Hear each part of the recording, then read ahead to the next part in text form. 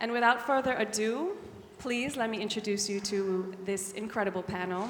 I'm going to begin with Andrea Chung at the center. Andrea Chung lives and works in San Diego, California. She received a Bachelor's of Fine Arts from Parsons School of Design, New York, and a Master of Fine Arts from Maryland Institute College of Art, Baltimore. Her recent Biennale and museum exhibitions include Prospect 4, New Orleans, and the Jamaica Biennale, Kingston, Jamaica, as well as the Chinese American Museum and California African American Museum in Los Angeles, and the San Diego Art Institute. In 2017, her first solo museum exhibition took place at the Museum of Contemporary Art, San Diego. You broke the ocean in half to be here. She has participated in national and international residencies, including the Vermont Studio Center, McCall Center for Visual Arts, Headland Center for the Arts, and Skowhegan School of Painting and Sculpture. Her work has been written about in the Art File magazine, New Orleans Times, Picayune, ArtNet, Los Angeles Times, and International Review of African American Art, as well as a number of academic essays looking at the subject of colonialism and slavery in the Caribbean. Jodie Lyn-Kee-Chow, welcome, Andrea. And also, we are sitting in her incredible work, and it has been so incredible, again, to be here with you in your art together. Jodie Lyn-Kee-Chow is a Jamaican-American interdisciplinary artist whose work often explores performance and installation art, drawing from the nostalgia of her homeland, Caribbean folklore, fantasy, feminism, globalism, spirituality, environmentalism, and migration. The African diaspora, European colonialism, and Chinese migration make up significant parts of Lyn-Kee-Chow's origin story. The ancestral convergence in Jamaica, slavers, enslaved Africans, and migrant workers, followed by her family's immigration to the United States, informs her artistic practice. Through her immigrant lens and celebration of her heritage, she investigates colonial narratives with the use of drawing, performance, and installations to retell histories and the lost traditions of her people to educate and build more informed futures. She's been featured in Jamaica Pulse, Royal West Academy of England, Bristol, UK, Jamaica Biennale, the National Gallery of Jamaica, Kingston, Jamaica, Guangzhou Live, 5th International Performance Art Festival, China, amongst others. Solo exhibitions include Picnic Parade at Chinese Historical Society of America, San Francisco, California, and the John Canoe at 5 Miles, Brooklyn, New York. She co-authored and performed in Living Histories of Sugar in the Caribbean and Scotland, Transnationalism's Performance and Co-Creation, a project funded by the Arts and Humanities Research Council presented at the Institute of Jamaica, Kingston, Jamaica, Beacon Theatre, Greenock, and St. Cecilia's Hall at Museum of Music, Edinburgh, Scotland. Recent publications include Patchwork Essays and Interviews on Caribbean Visual Culture by Jacqueline Bishop, Hyperallergic, Miami Rail, and Artsy. Jodie Lyn-Kee-Chow was a 2023 sponsored artist in the Field's Social Justice Art Practitioner Program. Lyn-Kee-Chow was one of 5 artists who participated in the 2023 New York City-based artist Residency Unlimited, dedicated to supporting the voices of underrepresented artists in New York who identify as Black, Indigenous, and people of color, and whose research-based practices fill in gaps in historical knowledge. She is also a 2024 Bronx Museum AIM Fellow. Welcome, Jodie.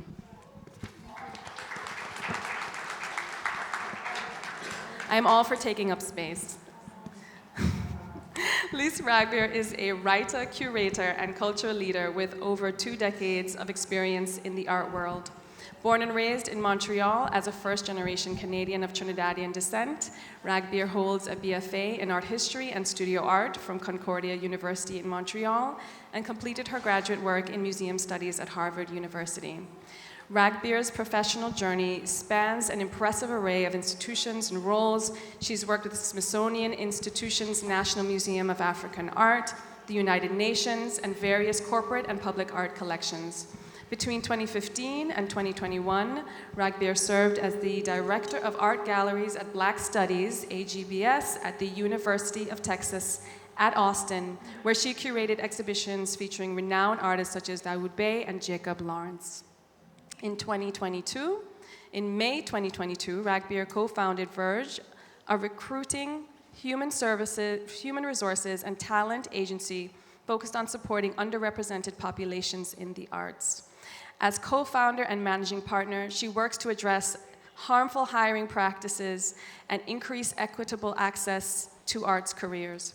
This initiative was born out of her observations of the challenges faced by people of color in the art world, particularly in the wake of increased diversity hiring efforts.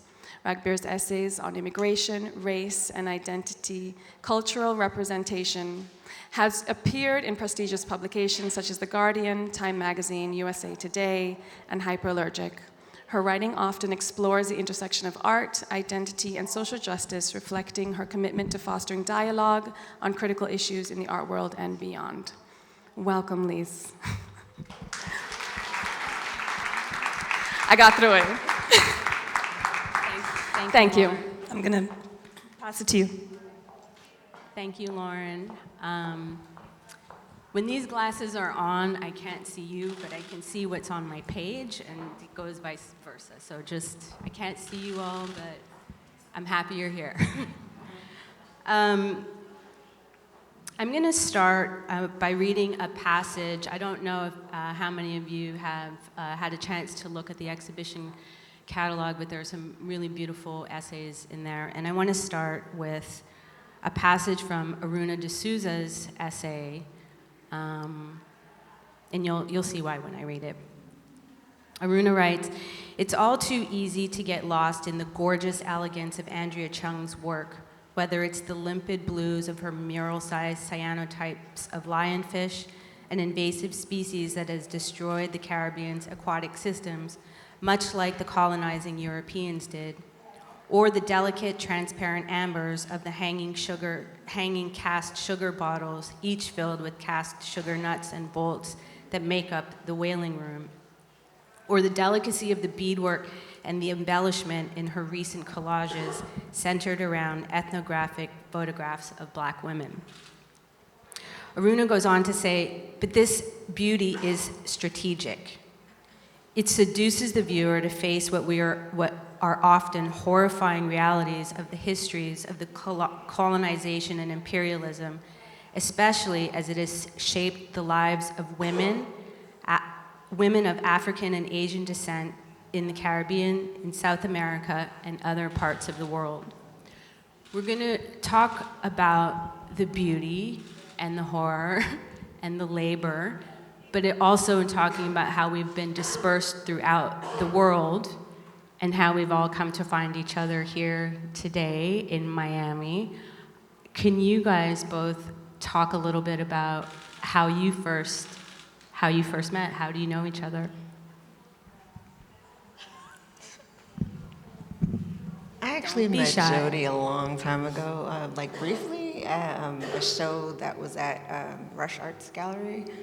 And then we ran into each other again at a show in DC that actually Jacqueline Bishop curated. And then finally we were in another show together in Bristol. And I had my son and my husband with me, and my son just fell in love with her and would not stop following her everywhere and started calling her his girlfriend. And I think that just made us closer. But we have so many, we have a very similar background, and it's not often, at least in the art world, that you find another Chinese Jamaican artist. So it's just nice to know that I'm not the only one out there. So I mean, I think that's how we kind of met. And I'm always trying to support other artists, and Jodie has voiced a lot of the videos that I've done. I hate the sound of my voice unrecorded, and so I've asked her to do a few videos, like the Unrequited Love. That's her voice reading the letters, and also just because we kind of relate to that, the story behind that piece, it just seemed like a natural fit to ask her to do that part. So, yeah. was going to mention the Rush Arts show, and we were in that show together, and that's in New York, by the way, in Chelsea. A long time ago. I was still in grad school, actually. Yeah, I think I was probably just coming out of grad school to around 2007 or something like that. Yeah. Can you guys tell us a little bit about the show and how it was that your work was paired together? Was this an identity-based show, or? It was actually two separate shows, but they had the opening the same night. So it was just like randomly that we ended up meeting that way, and my husband really liked her work, and he was like, "Oh, you really need to go meet this artist," and that's how we met. So have you ever exhibited together beyond being voiced in Andrea's work? Yeah, the Bristol show. In Bristol, yeah, and in the In DC, show. yeah. There's a show that Jacqueline curated. Yeah. I can't remember the theme of the show, but it was me, her, and Cosmo White, who I actually went to school with also. There was like a number of people in the show, so yeah. We've been in the same shows a few times. Yeah. So I know that, Jodie, you've been in some of Andrea's work. Have you ever participated in any of Jodie's efforts? No, because she's a performance artist, and there's I know, no way maybe on you earth could to get out catch me there doing and that. shake around, or I'm going to get you back one day. No, it's not gonna happen. I want to talk about, yes, you haven't shown up in Jodie's works because she's a performance artist, which is a certain physical labor is involved with that. But Andrea, physical labor is also very much a part of your work, not as evident as we might see it as when Jodie is performing, but the act of the labor that goes into your work is deeply part of your process. Aruna writes, "Close looking opens up another aspect of Chung's practice, one that is as integral to its conceptual import as is the subject matter and its material inventiveness. The sheer labor that goes into every one of her projects is critical." Can you talk a little bit about, well, I guess I have a lot of questions about this, but was it intentional? Do you seek out work that is labor intensive? Was that at the beginning of your practice, or did that evolve to become a more integral part of your practice?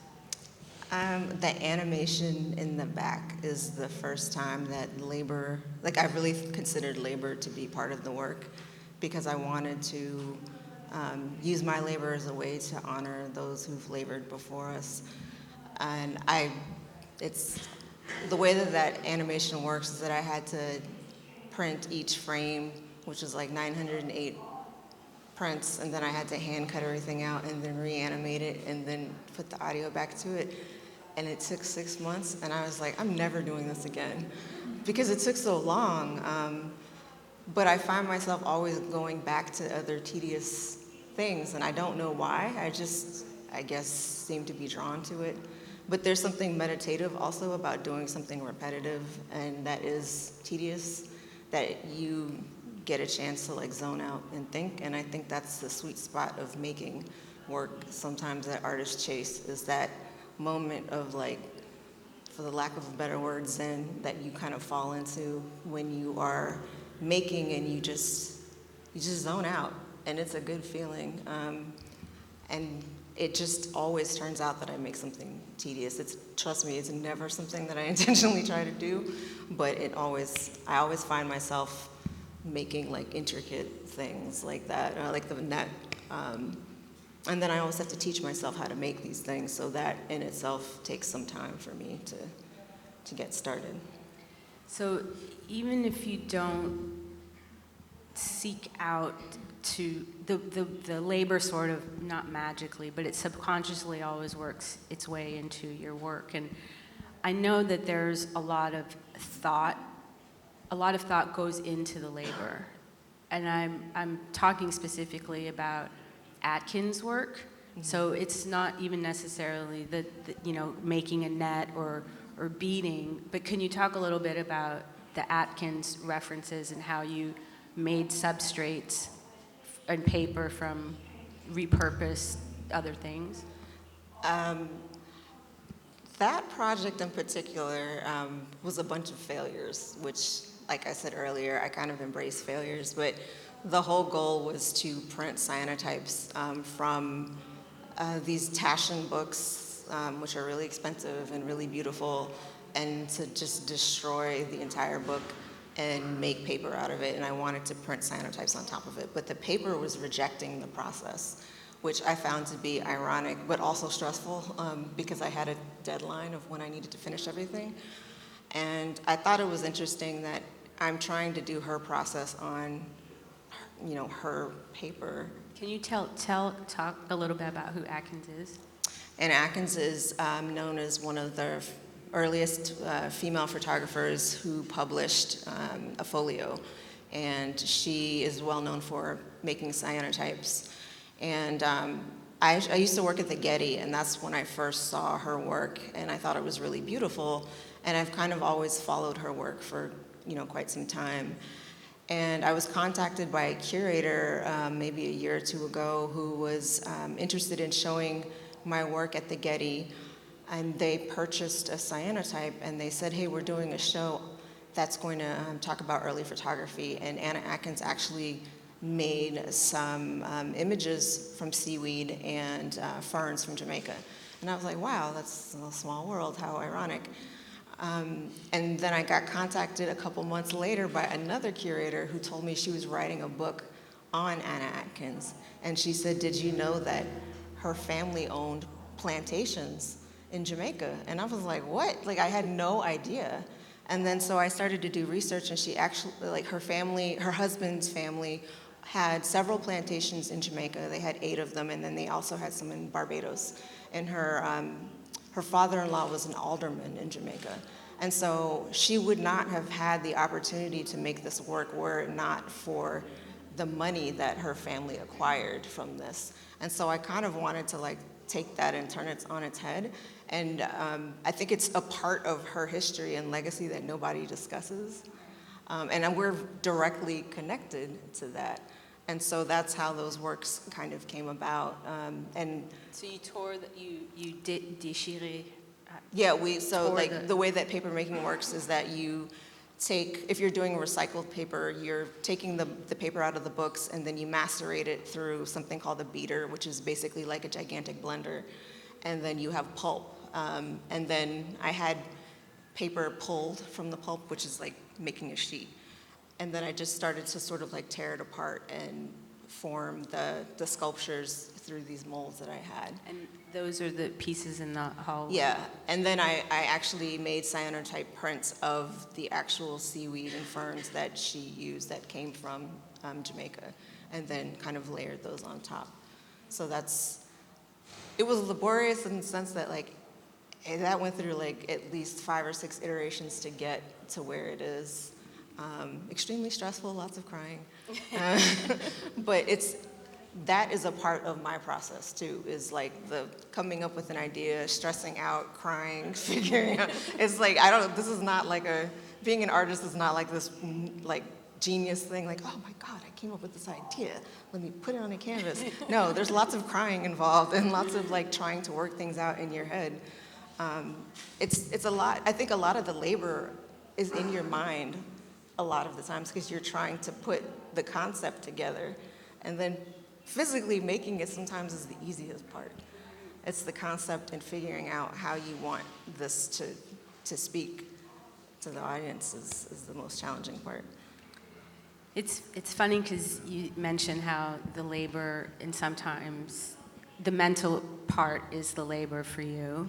So Jodie, you have a very physical, laborious process. Would you say that the balance is the same, that it is or more mental labor than it is physical labor, or for you is it more physical? How does the notion of labor show up in your work?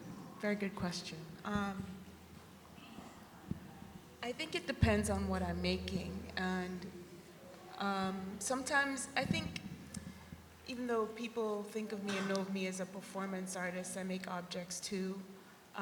So I have a different side of the brain that I think is activated when I'm doing performance, because with performance, it exists in the mind, just like how an image may before you make it, and before I make it at least. And then the execution is so different. So with a performance, my process is usually I have the image in my mind, and I create a performance score. So it's usually involving lots of notes and the order of things, and it's very linear. And I also involve drawing, so that's basically sitting at a desk, but it's a lot of mental labor that goes into that. And just thinking about scenarios, what if this happens, then we revert to then B, like if the A plan doesn't work, then you have to have a backup plan, right? So, and then with drawing or sculpture installation, you know, there's labor involved in that too, but it's just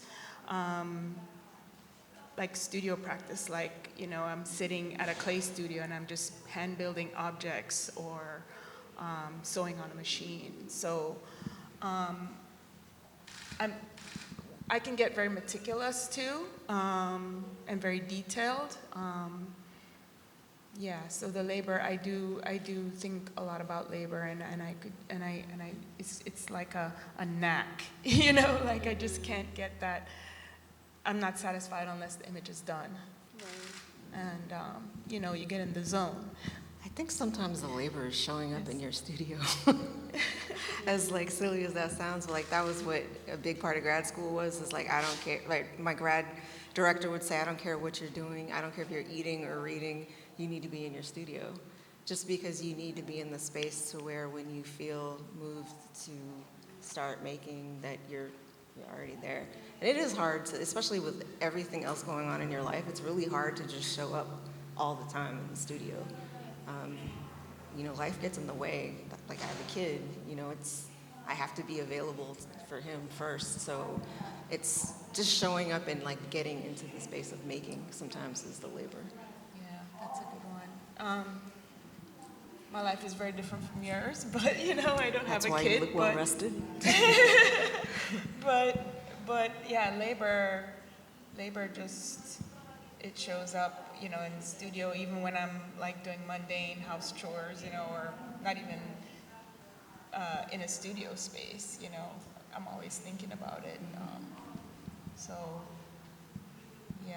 So there's a meditative quality to it too. Like even, you know, if you say showing up to your studio, it's like for people who have a meditation practice, they talk about just getting to your mat, you know, like sometimes that's the first piece.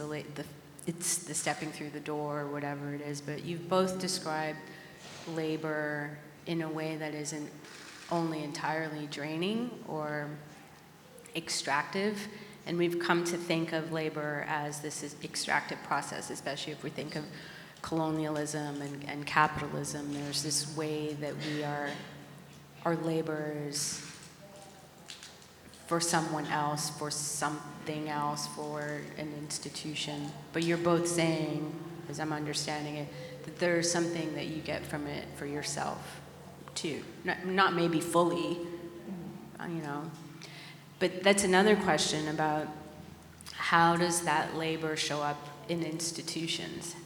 How do we labor for institutions, or how do you labor for institutions as artists? Because it's a complicated thing, an artist's relationship with an institution, whether it's a commercial gallery or a nonprofit museum, but there is this imperfect balance. It would be a perfect balance, and there wouldn't be a sort of any kind of extractive nature, but we're here for you to look at the work, to be with your work, to be in conversation with your work.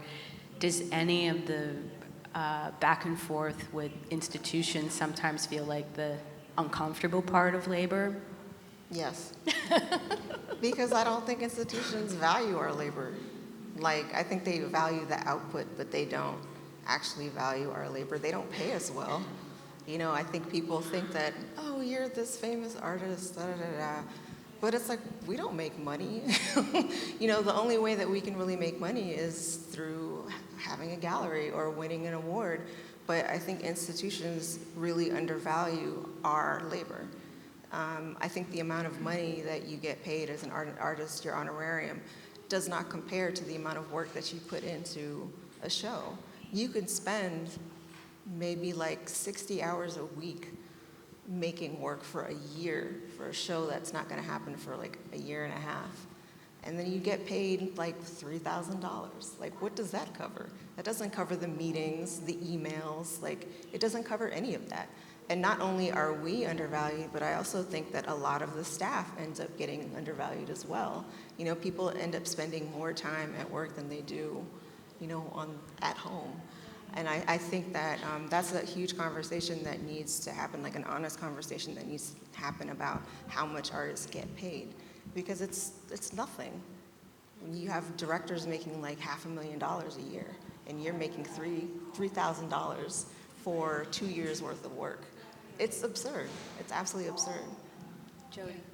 Yeah, I want to revert back to the whole labor question you were asking, thinking about experimentation too, like there is a lot of time involved in that too, just to, like your approach is with each project you develop a new system, right?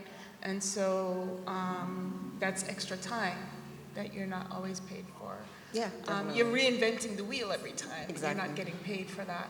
But I was literally at a meeting last night talking about wage, which is, I guess it's an organization that was started by artists to determine how much an artist should get paid per show based on how, like, the net amount that institution makes. Yeah. But it's still not enough. It's still not enough money. I just want to add too that it's for any job. So if anyone is negotiating, this is part of my day job, but if anyone's negotiating compensation, you should look to wage. It's a great resource for what you should be asking for at work. Especially because some institutions don't believe in paying, which is, they're like, okay, well, you're going to get exposure. SDG&E, my gas and electric company, does not take exposure as a form of payment.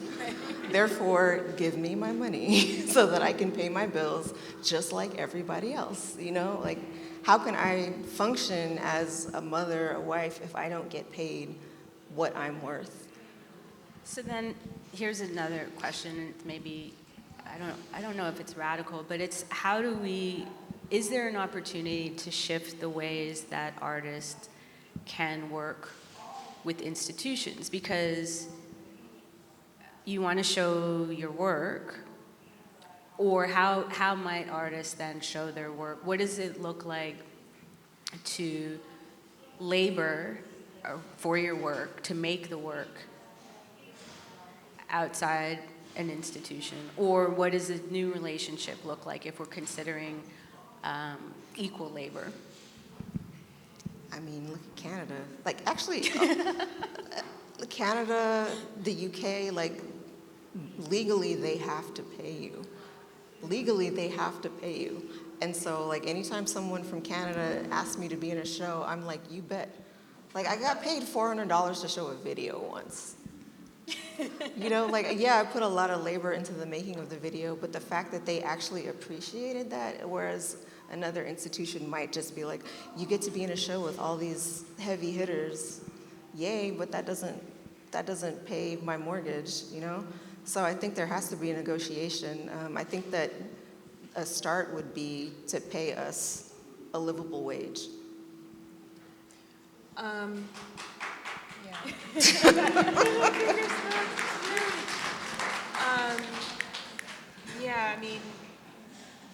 mean, it's a whole industry, right? You have museums and they charge admission, and of course they have to pay their employees and the rent and bills, but like artists need to get paid too, and so. I think they don't also think about, we don't have health insurance, we don't have retirement, we don't have 401k, we don't have any of that. Yeah. And so it's like, luckily I'm married to somebody who can provide that for me, but if I weren't, I would not have health insurance. You know, I wouldn't be able to go to the dentist. I wouldn't be able to get glasses. You know, I couldn't afford those things because they don't pay enough. Yeah.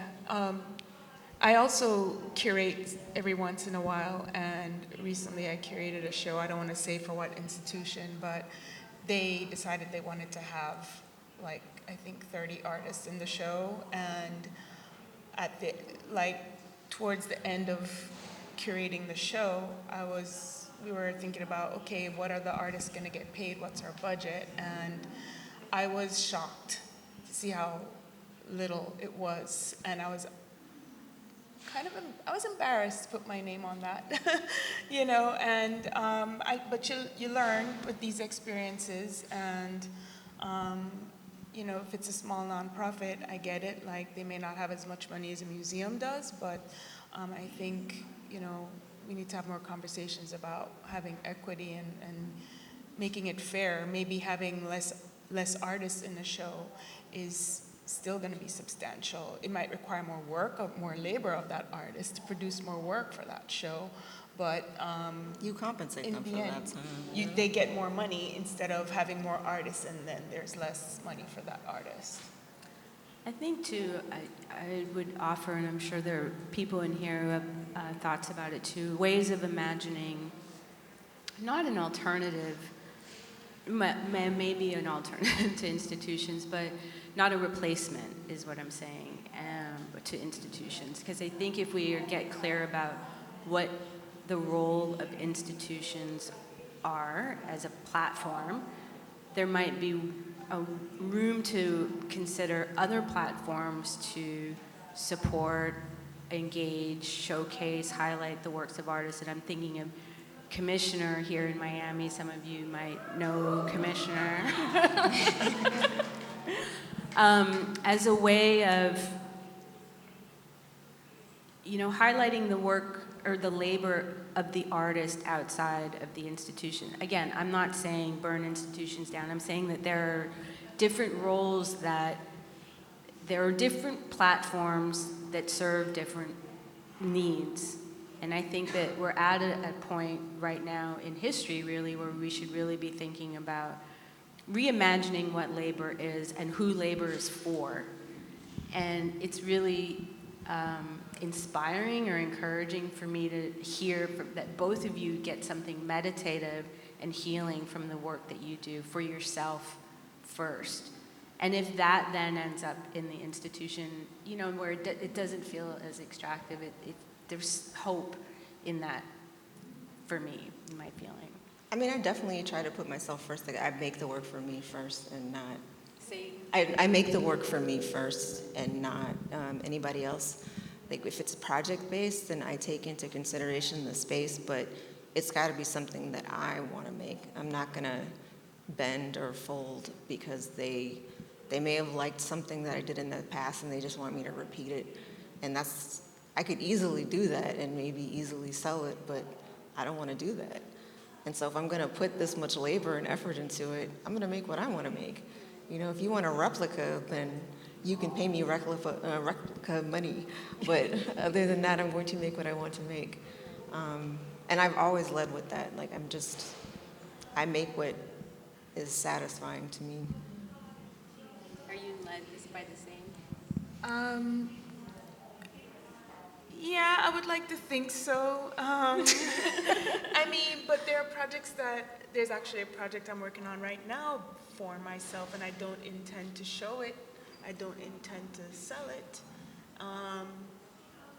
But yeah, I still have to call it art. It's something functional. It's not, I don't ever think I want to see it in a museum or a gallery. And I approach other, like, my work that I show in shows differently. So it's a different labor set there, you know. But yeah, I put things out in the world that I feel needs to exist. It's because it doesn't exist, and so yeah, I'm approaching it that way.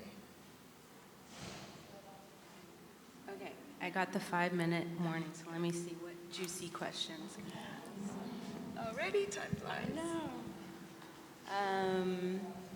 But we were talking a little bit before about the commodification of work, and that it feels like you know, with Miami Basel being here, Miami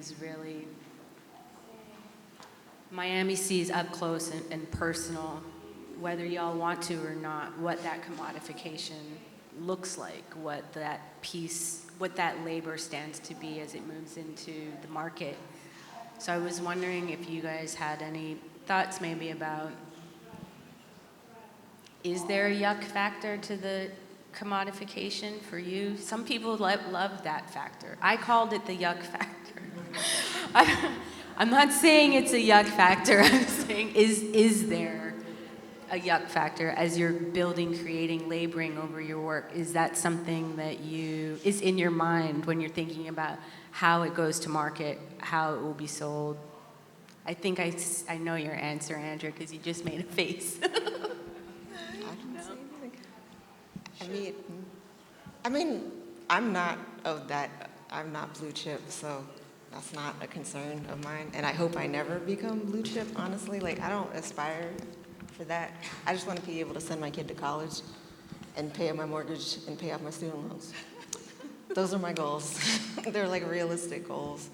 I did think that I've avoided Art Basel for a really long time, and this past year was the first time that I went, and it was just surreal and weird. And I've been to other fairs where it didn't feel like that. Like, I could really enjoy the work. Like, we were talking today, 154, like that looks like an amazing fair because the quality of the work looks great, and it's work from all over the diaspora, so you get to see, because I live in the middle of like nowhere, California, where there's not really many institutions. So for me, art fairs sometimes I can see what's happening all over the globe. It's like a real quick catch up for me. And Instagram functions like that for me too. Like, I'm not really there to network. I'm just there to see what people are making all over the place. But I mean, the market, I mean, you have to really think about what, like, see, this is a whole long, I mean, like, it's money laundering, like, essentially. I hate to put that out there, but we all know that's what it is. And anyway, so it's like, it's strange. It's really strange, which is one of the reasons why I hope my work never gets to that point, and I hope that I'm never at auction ever. If I have to be like this, like, lower tier artist, cool. Because I don't want my work to go in a place where it's gonna be flipped. I want it to go into a home or somebody who's really going to enjoy the work. Like, I always tell my friends I can't even afford my own work, you know? And so I make it so that I trade with my friends, or I give my friends big discounts because it's important to me that they get to live with the work. And like the images of the kids in the back, when her daughter is also one of the children in the pieces, and the agreement was that I would never sell it to a private collector. I would only sell it to an institution so that her daughter and my son could always see themselves in a museum. And to me, that's the most important thing from that work. And it has to be an institution that I know that's gonna care for the work. And I don't think that people realize that when you sell the work, you want someone that's gonna take care of it and treat it the way that you would treat it. You know, it's like, it's a part of you that just came out of you, and for someone to just not care and take care of the work and let it just stay in storage for X amount of years, like, that's not the kind of institution or collector that I want. So I am very lucky that I have a gallery that is very considerate and mindful about where he places my work and who he sells it to. And he does his research on the individual buyers to see if it's a person that I shouldn't allow to have the work, because he respects the work. I'm echoing exactly what you're saying about the flipping part. Like, that is the part that I despise. Like, I just, you know, it's just not fair because the artist doesn't get nothing from any of that. Yeah. If anyone doesn't know what flipping is, it's kind of like flipping a house. Somebody will buy your work, hold on to it, and when it appreciates in value, they'll resell it. And so they make a profit off of the work, and you, as the artist who created it, you get nothing from it at all, which you should retain some kind of royalty or something because you made the work. Yeah. But unfortunately, that's just not the way it's not set up for that. Yeah, I would hope that one day that changes, but. I do not think so. Is that time, Lauren? Well, it's not so much a question, but it's a conversation that we had earlier on in that first chat that we had with Lauren. And I want to say that we deliberately chose not to talk about identity tonight. And I want to say that because there are ways in which people like us are expected to talk about identity and how our identity shows up in our work, in our writing, especially with people who have the sort of heritages that we have that might not be as obvious or clearly understandable to Americans. And I just want to say that if you have questions, you can ask us about them, but it felt that this notion of labor and how our labor shows up in a space would be a richer conversation, because I'm sure you've all heard conversations about identity before. So I just want to say that. One last question. Eddie writes about your work, Andrea, that's about resistance. Do you think your work is about resistance? And Jodie, Eddie didn't say that about your work, but do you think your work is about resistance? Yeah, I think my work is about resistance, especially the more recent work I've been working on. Do you want me to get specific about it? Recently, the play that I co-wrote that was performed in Scotland and Jamaica is very much about the resistance. And